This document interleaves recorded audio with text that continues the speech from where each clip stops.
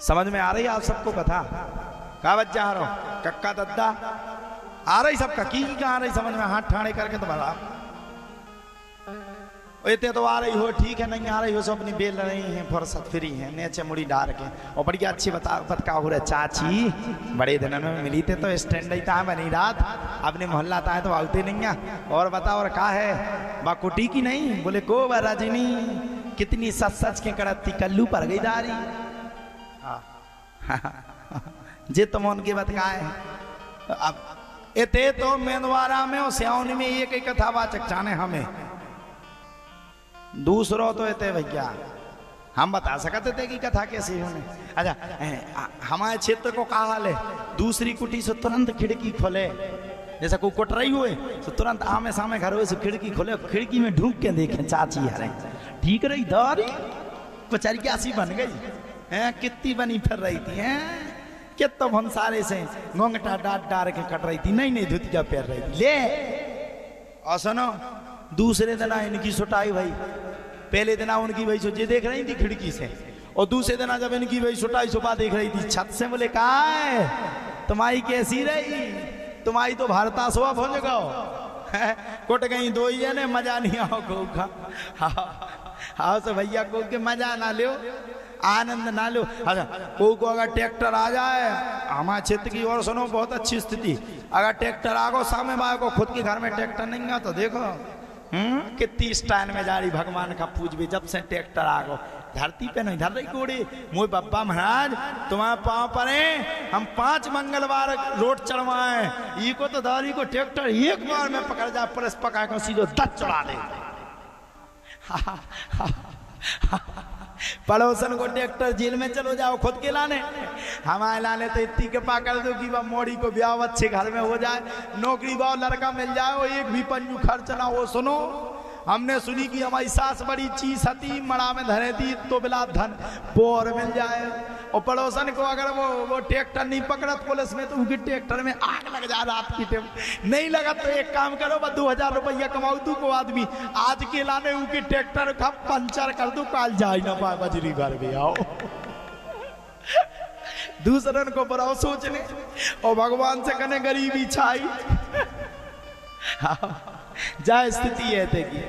और सुनो साहब बुरा जो देखन में चला मुझसे बुरा न को, आप किसी का बुरा देखोगे तो आपसे बुरा कोई नहीं है। हम तो कहते भैया हमारे पड़ोसी का अब हम कड़ा चाची हरो हमारी ओर सुन लो हम कड़ा 4 पज्जा से अच्छा हम गाड़ी से कड़ा सो हमारे गाँव के देख तो कैसो कर रहा हो एसी में बिल्कुल धुआंधार कछु दिन में जवानी उतरी जात आ जाने धरती पे हमारा कछु नहीं बेगरत जो हम ता चेट के देखा सो हम का कर गाड़ी को हूटर चालू करवा दे तो बोला साए साए साए और हमारा साल थी और खतरनाक है वो तो हमारा कक्का है वो धीरो चलत नहीं वो धुआंधार करत चलो जा सुबगन में धूरा उड़ा तो सूदे सार रोड़ा हमसे तो और हमें तो और चाऊ आओ कछु जाने आओ कितो कर रहा हो 4 व्हीलर से एसी में नहीं दिखा रहा हो।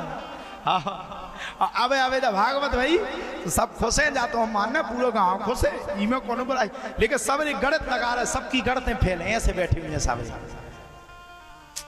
इतना पैसा कहाँ से आओ अरे गोल चश्मा लगा रहा है सब खा बना दो रे सिर्री चूना मार दो रहा है सब हाँ हाँ संजू खा भी मारो उन्हें चूना सवरन का मारो चूना खूब कमा लो उन्हें तो धड़ाधड़ वो तो भागवत करो कछु आदमी ते सकड़े 2-4 जने बोले तुम कौन अपने कक्का की कथा कर रहे तुमने को कह रहो बोले तुम तो जजमानन के पैसा की कर रहे हैं। अरे भैया हम जजमानों के पैसा की कर रहे हैं अंदर से करेजा परिपक्व होना चाहिए तुम में ताकत है तो तुम जजमानों की पैसा की कथा कर लो जाओ कौन तुम्हें मना करता है भाई करो तो विकास तो करो गांव का नाम तो करो।